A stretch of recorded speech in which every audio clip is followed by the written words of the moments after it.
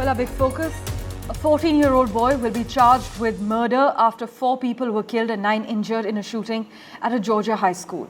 In fact, Georgia state officials have arrested Colin Gray, the father of the 14-year-old Colt Gray, who is suspected in the deadly shooting at the high school in Georgia.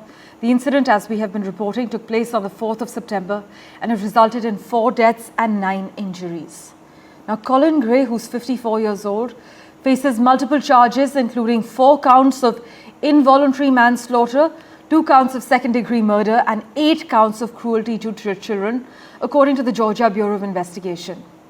It has emerged as well that the FBI interviewed him last year after receiving anonymous tips about online threats to commit a school shooting. This is the 14-year-old, but agents did not arrest him at the time. Here's the latest update from Georgia's Bureau of Investigation. With District Attorney Brad Smith, the GBI has arrested Colin Gray, age 54, in connection to the shooting here at Appalachia High School. Colin is Colt Gray's father that was arrested yesterday. He is charged with the following: 4 counts of involuntary manslaughter, 2 counts of second-degree murder, and 8 counts of cruelty to children. Mr. Gray, these charges stem from Mr. Gray knowingly allowing his son, Colt, to possess a weapon. Now, the news: Donald Trump has pleaded not guilty to a revised set of criminal charges over his alleged attempts to overturn the result of the 2020 election. The former US president, who is the Republican candidate for this year's showdown in November, faces 4 charges of using false claims of voter fraud to undermine the election results and prevent Joe Biden being certified as the winner. The new indictment, brought in August, was revised after the US Supreme Court ruled that former presidents have broad immunity from criminal prosecution. Mr. Trump's lawyers, though, have argued the judge should not begin weighing the impact of the immunity until December, after the election in the United States. But if Donald Trump wins the election, he is expected to order the US Justice Department to drop the charges. But on Wednesday, the candidates agreed on ground rules for their first TV debate. That's the next big thing to watch out for. Tuesday's ABC-hosted event in Philadelphia will use the same rules and format as the June debate between Joe Biden and Donald Trump.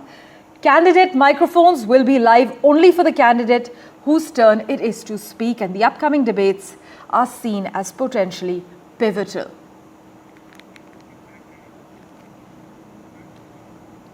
In fact, a smiling Vladimir Putin said Russia will support Kamala Harris as he gave an interview while attending the Eastern Economic Forum in Vladivostok in Russia. In fact, Putin also spoke about Kamala Harris's infectious laugh and criticized former President Donald Trump's sanctions on his country. Mr. Putin's comments have been met with criticism, with US Security Council spokesperson John Kirby saying Putin ought to stop talking about the US elections, period. He should not be favoring anybody one way or another.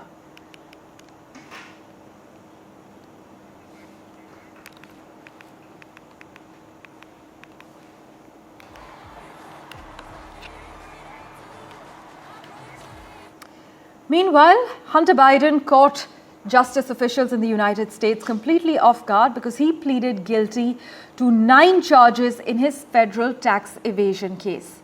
In fact, I must inform you that the son of the US President Joe Biden, he had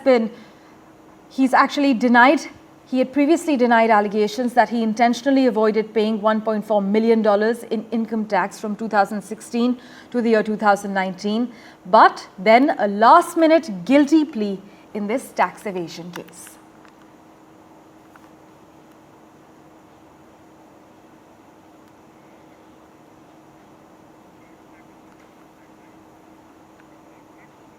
From the United States, let's get you a quick update now from Canada, where Prime Minister Justin Trudeau faces an uncertain future after the small party that has helped keep his Liberal minority government in power withdrew its automatic support. Now, in terms of the impact, the blow is the latest in a series of political woes and missteps that have helped reduce Trudeau's popularity. Recent polls show his Liberals would be crushed by the official opposition Conservatives in an election that must be held by the end of October 2025. The New Democrats had kept Justin Trudeau in power in return for increased social spending.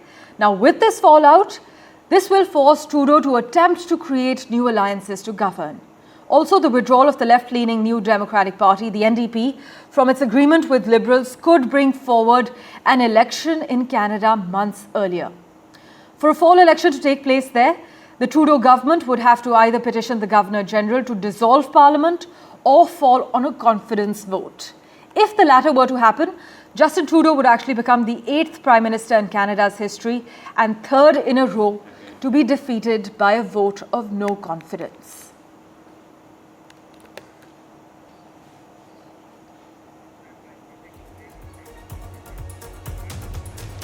Well, news and updates continue in a moment, right after this very short break. Don't go anywhere.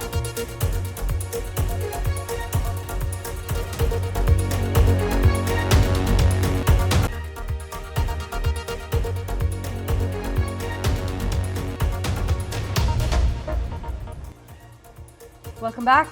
A French woman whose husband admitted in court to repeatedly drugging her so she could be raped by other men has testified on her years-long ordeal in the public trial of 51 of her alleged abusers, including him.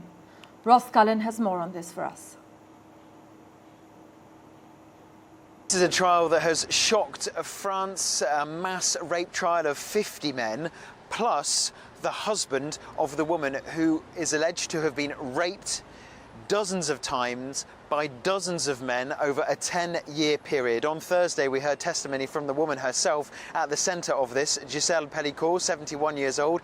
She said that when she spoke to her children and admitted what had been going on, one of her daughters let out a howl, a sound, she said, which will be forever etched in my mind. She said, I might appear to have a solid facade, but behind that, inside, I am completely devastated. We have also seen video evidence showing this woman in her family home, on her bed, with men having sex with her while she was sedated.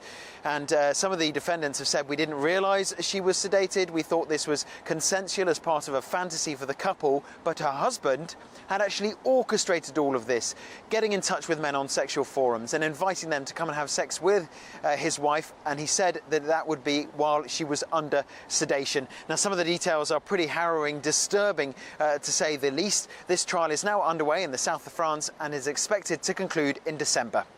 Ross Cullen, NDTV, Paris. Well, from France, let's get you a quick update from the United Kingdom now.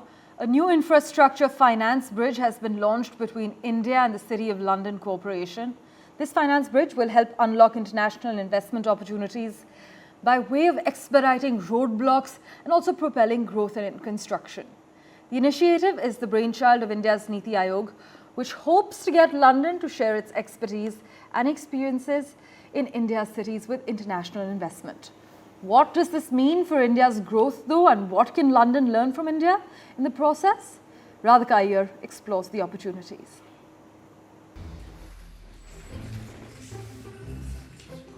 The signing and exchange of agreements between the City of London and India's Niti Aayog, supported by the Finance Ministry, at the historic Guildhall in London, which witnessed the launch of the UK-India Infrastructure Finance Bridge. This bridge will identify problems for India in receiving international investment, offer solutions, and make global infrastructure companies aware of India and its thirst for growth. So what will the key tasks for this financial bridge be? India has huge financing needs. India has a goal of becoming a developed nation by 2047, a $30 trillion economy from about $3.5 trillion now. And to do that would require a lot of actual construction of infrastructure. It struck us that London could be a major source of finance, which it is for the rest of the world. London has been a leading international financial centre since the 19th century, acting as a centre of lending and investment around the world. But there is something London wants to learn too from India, even as it aspires to offer expertise in sharing India's story to bring in more capital investment. From the United Kingdom's point of view, with a new government here who want economic growth, we look at what India is doing and we see that we can partner with them and be beneficiaries too, and learn about how we get that economic growth. And part of this partnership will allow us, I think, to do that. And that's what I think is exciting for the City of London. This is something which, if we get it right and we build... The launch of the UK-IIF bridge comes even after 18 rounds of negotiations for a free trade agreement between the Indian side and the British side could reach no mid-path. While the Labour government is only 3 months old in the UK, after being newly elected with a full majority, it is taking time to reopen the FTA talks with India. Every relationship between long-standing partners must have multiple pillars to support it. Getting the core pieces of the system, which is really finance, banks, etc., deeply involved in long-term profitable partnerships with each other, is the way in which you can ensure the relationship is truly strategic for the next 20, 30 years. Britain should see India as its best bet for its growth and opportunities ambitions. That's what this contributes to. 90% of India is yet to be built, said Niti Aayog CEO Mr. BVR Subramaniam. A huge challenge up ahead for India as it builds, but an even more humongous opportunity to learn from the experience and mainly the mistakes made by older cities such as London, New York, Tokyo, Paris, etc. on how not to do certain things. This is perhaps an opportunity for India to get it right in the first attempt in a sustainable way, even as it keeps its cities and Tier 2 cities mainly authentic to India's fabric and story. Radhika Iyer from the historic Guildhall in central London, NDTV. Switching tracks, American election forecaster and historian Alan Lichtman has officially predicted that Vice President and Democratic candidate Kamala Harris will win the White House race next and become the next US president in the upcoming fall elections. Gauri Dwivedi had a word with him. Here's what he predicted. First question to you, sir. You've been closely monitoring and following many US elections in the past. What's your reading of Kamala Harris and Donald Trump in 2024? Well, there are all kinds of anomalies in this election. A major party candidate, Donald Trump, a convicted felon, 34 felony counts, facing indictments in 3 other venues. And on the other side, an unprecedented withdrawal of a sitting president from the race right before the Democratic convention. But the keys are the North Star of prediction. They remain constant despite the fluctuating events of the campaign, because they tap into the structure of how American presidential elections really work, as votes up or down on the strength and performance of the White House party. And that's what the keys gauge. And the way it works, if 6 or more keys, any keys, go against the White House party, they are predicted losers. Otherwise, they are predicted winners. It was this system that enabled me, against all the pundits, the pollsters, and other modelers, to predict Donald Trump's win in 2016. And what we have this time is the most keys that could fall against the White House party, based on my system, is 4 to 5, 5 as a maximum. That still leaves them as predicted winners, because it takes 6 keys or more to count them out. So how many keys are there? For the benefit of our viewers, how many keys or how many parameters do you really have on which you decide? It doesn't quite work that way. It works how many keys count against the White House party, and it takes 6 to count them out. So they've lost the mandate key, which is based upon losses in US House elections. They obviously lost the incumbency key with Biden not running, but with the party uniting around Harris, they avoided the loss of the contest key. Finally, the third key that they lost is the incumbent charisma key, because Harris, whatever you may think of her, is not a once-in-a-generation, broadly inspirational candidate like Franklin Roosevelt or Ronald Reagan. So that's 3 keys down. Remember, it takes 6 keys to count them out. And the only other 2 keys that are shaky are the 2 foreign policy keys, because the wars in the Middle East and Ukraine are so fluid, I think those keys will split and Harris will be down 4 keys, 2 keys short of defeat. But even if they both flip negative, that means Harris is down only 5 keys, still 1 key short of defeat. All the other keys are locked in her favor. Okay, so between now and the actual election, what according to you are those areas where there could be some lack of clarity or uncertainty?